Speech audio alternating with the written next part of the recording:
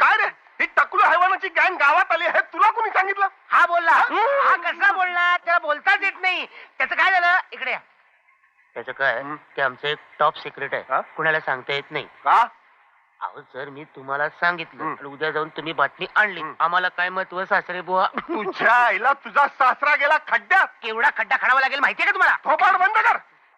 चिंदळीच्या जावई होतोय माझा. अरे तुझ्या बातमी पाहिजे, मला रात्रीची ड्युटी लागली.